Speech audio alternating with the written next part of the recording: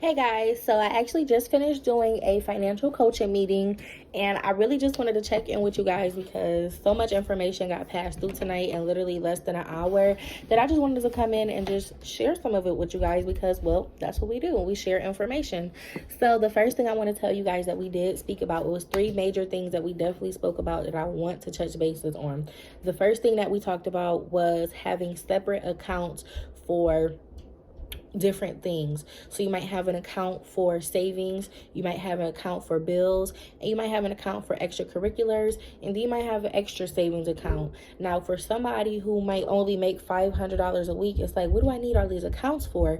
I cash my check is gone, and there's nothing left to talk about. However, the beauty of planning for the future and a part of manifesting your future is knowing and being aware that sometimes you just have to put it in your head. Sometimes you just have to mentally see it. Sometimes you have to just make it so that you just even if it's something that you have to pray to God every night. Okay, pray, God, I just did this financial plan. I see that this is my goals and where I need to be. If it takes you a year worth of prayer to get out of the mentality that you do not need these things because it doesn't matter or it's not important. If you plan on making $500 a week for the rest of your life, then no, it doesn't matter. But if your plan is to have some sort of savings, if your plan is to buy a new house, if your plan is to buy a new car, if your plan is to buy a new boat, if your plan is to take your kids on a vacation or your family on a vacation, if your plan is to get married, you might want to plan and save for your wedding. It doesn't matter. Whatever the goal may be,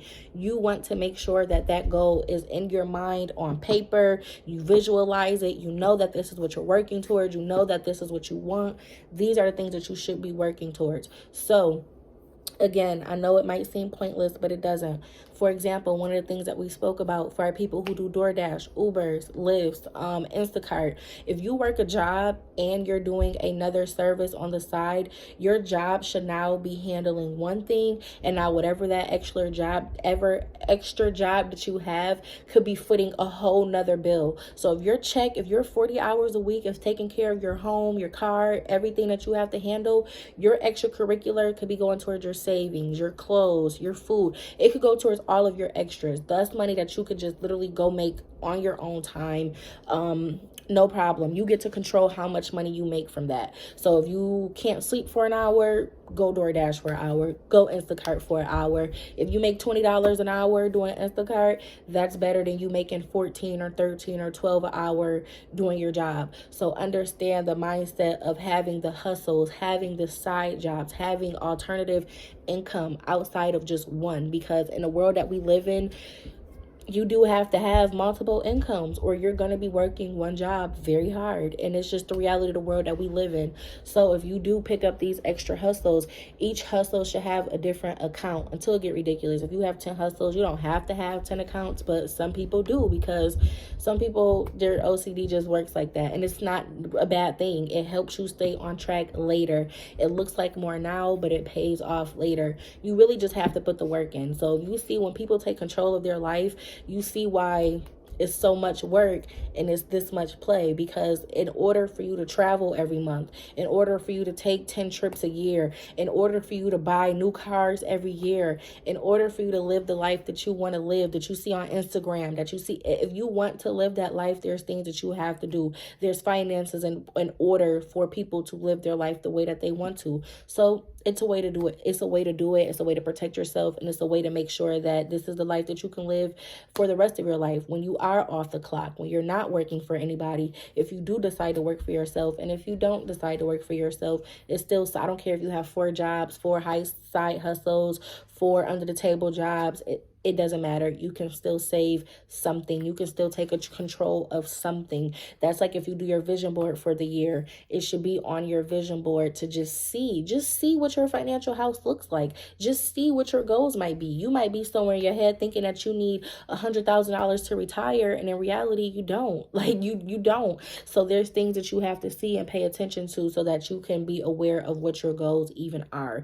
If you don't pay attention to these things, it will be very hard for you to notice where you should be, what you should be doing, how it should look. It's going to look hard. So you want to make sure that you are setting those goals and visualizing your goals so that you could physically see what it is that you're working towards. Because when I know in my head that I got a plan that says that I got to save $1,000 a year, I'm not going to get that French fry every other day. I'm not going to buy that coffee every morning. I'm not going to buy that burger every single time I go on a lunch break. There are certain things that I'm not going to do. Take that $100, get your food, get your containers, and you will pack up those lunches for the next 3 months. You will go grocery shopping for the next 3 months. You will save however much you can. Whatever you usually spend on takeout, you're going to cut that down. Not even in half, probably 80-90% just by making those few small changes. So just understand this is something that you could do over the course of a year, over a course of months, weeks. Like this is things that you do day to day to take your time. This doesn't mean that you just shut your phone off and just go run and just, if you could do that, do it. If not, don't beat yourself up about it. Small steps, baby goals. And when you look back over time, you will see how each baby step got you closer and closer and closer to where you want to be. So don't ever think for 1 second that it's impossible or can't happen. If it does take you a year to save your first $1,000, when you get to that new year, you're going to be very happy to see that. And you're going to set even new goals and higher goals to get you somewhere else, because now you see how easy it is to get here. So now you're going to want to raise the bar for yourself. So if you could save $1,000 in 1 year, take your time. If you can save more than that, fine.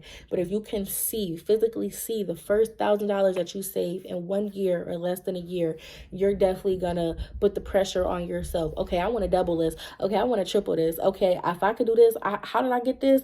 Okay, so I could do this again and get more every single time. Yes, those are things that you have to do and you have to put in your head to see. You have to put the work in. If you want to see your goals come true, if you want to see your goals hit the physical world, there are things that you have to do. We dream every night, honey. We dream when we take a nap. We dream in the morning when we oversleep. We dream. The difference between a dream and making it happen is making it happen. The action. You have to put the action behind your dreams or go back to sleep. So you want to make sure that you are staying on top of everything no matter what.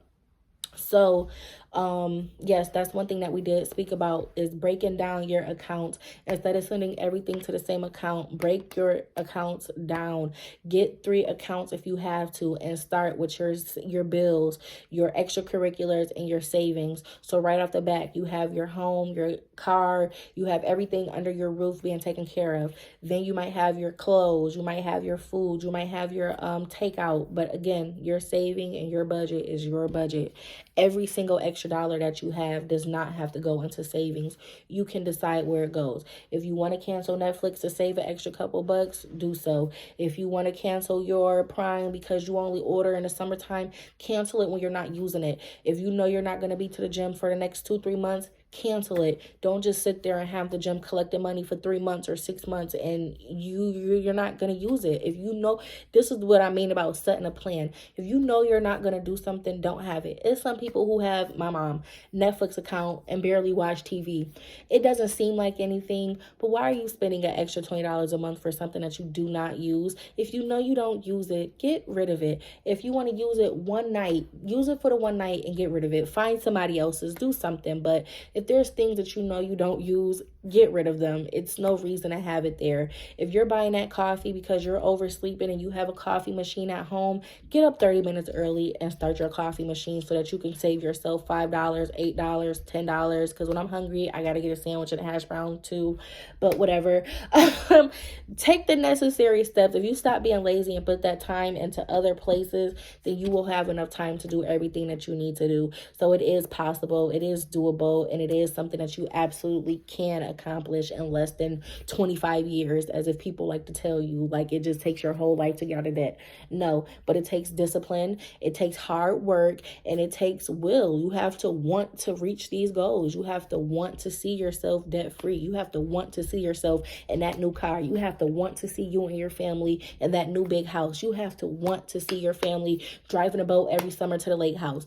You have to want to see it to know what you're working towards and then actually go get it. So everything plays a role. So after you've based all of your incomes, you can see what you need to do. You can visualize what your financial goals are. Once you get into that, another important thing that we did discuss today is just the mentality of it. Stop telling yourself what you can't have. Stop telling yourself what you can't do. Stop. I literally have I don't know if you guys can see it, but I literally have I can tattooed on my hand because I got to such a point where I would constantly, I can't. And I got so sick of hearing myself tell myself what I couldn't do that I had to go get it tattooed. So believe me when I tell you, whatever you have to do to change that mentality, do it. If I'm signing a paper every single time that I go to journal, I see I can. I don't even get a chance to write that I can. I don't even get a chance to write what I can't do because right here I'm looking, I can. So again, if you have to take those steps, take those steps. Do what you have to do to get your mind to understand that this is doable. This is real. This is not some dream life that only a celebrity can have. This is not a dream life that you have to make $1 million in less than a year to have. Like, it's just not one of those things. It is doable. It is something that you can accomplish. And whenever you get discouraged, just remember that I can, I will, and I am. I'm not asking. This is something that I'm going to do. This is something that I really want. This is something that I'm going to accomplish. That's the end of it. There is no other debate. Number 3, last but not least, seek information. Seek information. My job as a financial coach, I do free free financial analysis. So don't be scared. Consultations with certain professions are free. You might get a free 10 minutes, a free 20 minutes, a free 30 minutes, a free hour maybe. They're free services. Go find out. Go ask questions. Go see. Even if what's the point if I tell you, okay, I'm going to do this on the third, and then at the end I try to make you purchase something for $50. You say no. No, thank you. I appreciate your time. I appreciate what you have given me. And then you don't have to spend any money. You don't have to. And that's what I love about my job so much, because people just hear everything and they just think that they have to just, have their credit card in hand. There is no scam. The only scam that you get is finding out your value, finding out your worth, find out how you've been getting scammed, not how I'm trying to scam you, how you've been getting scammed, how you've been paying all these unnecessary bills, how you've been getting told that you can't save and you can't afford this and you can't do that when actually you can. Let's break down the own scam boundaries in your own head. Let's get rid of those negative blocks in your head. Let's remove what you think that you can't do. Let's get rid of that. That's what we need to worry about. So that's something that I like to tell people, is just that it's very doable, but you do have to go click around. You might have to get on Google. You might have to YouTube. You might have to ask your friend, hey, didn't you get your debt paid off a couple years ago? Who did you go to? How did you do that? When you go do your taxes, go talk to that person. Ask them questions. If they think that you're just here to file taxes every year, they might not volunteer information that they will volunteer if you tell them, oh, I'm starting a new business. Oh, I'm moving out of town. Oh, I'm having a problem with this. Just conversation. And then you might find out, oh, I know this, that, and third. Okay, well, how can you add this?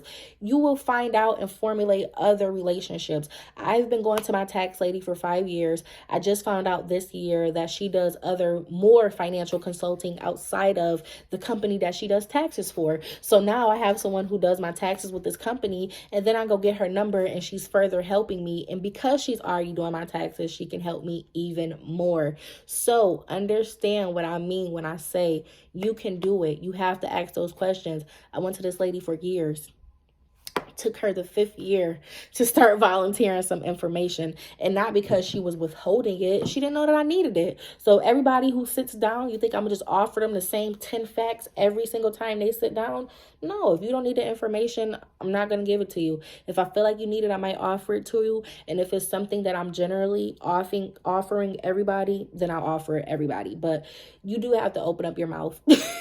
You do have to ask. You do have to seek. You do have to search. You do have to inquire. You do. And if that inquiry costs $5, if it costs $10, depending on the information and where you're getting it from, pay that $10. Pay that $5. Honestly, I had to pay $120 24. I had to pay another 33. I had to pay another 49. I had to pay just within 6 months. I had to pay for information. I had to pay for these things. So do not get it twisted. You are not just going to rush, skip, and hop and do it. No. But if you, back to mentality, you have to understand the long term and what it is that you're doing.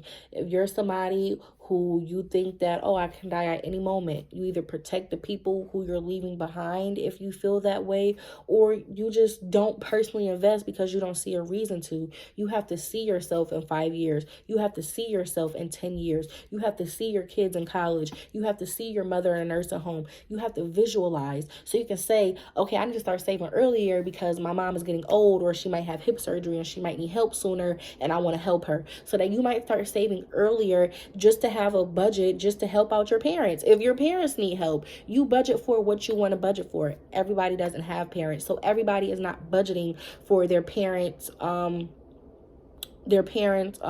nursing home or burial, or things like that. It depends on what you're working towards, what your goals are, what your situation is. Everybody is different, so everybody financial plan looks different. Unless you guys work at the same job and make the same money, it might look a little similar, but when you go home and you got bills and you got families, everybody doesn't have a wife, everybody doesn't have 5 kids, everybody doesn't have kids, everybody is not in the same boat, so therefore everybody will look different. So those were the main 3 things that I really wanted to talk to you guys about. Having multiple different accounts for different things, again, to help you visualize and see where your money is going, so you can keep track of each account, so that you can physically, again, see how much is going into this account, how much is coming out of this account, what do I pay for with this account, this account doesn't even get touched.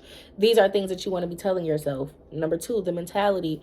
You have to be able to visualize, you have to be able to want, you have to be able to put that action forward, you have to be able to believe that what you're doing is in fact going to pay off, it is going to benefit your family, and then go about the safest way of doing it. Because if you're just making half steps and you just think, oh, stock market, throw $50 into the market, but you don't know where that $50 is going, it might not do anything, it might not grow, it might go down, you might have lost $50, who knows. But you have to, which leads into the third, seek information, ask questions, go find out. YouTube, Google. If you watch 3 YouTube videos, watch 3 more. If you learned something, go Google it to confirm it and make sure what you're hearing is what you're hearing. Then go get professional help. Then go seek professional counsel. Continue to find, it doesn't stop with one person. You don't just watch my video and just trust everything that I'm saying. You might want to book a class with me or book a consultation with me for more information. You might want to come ask me, who do I know, so that you could go find out how to do something else,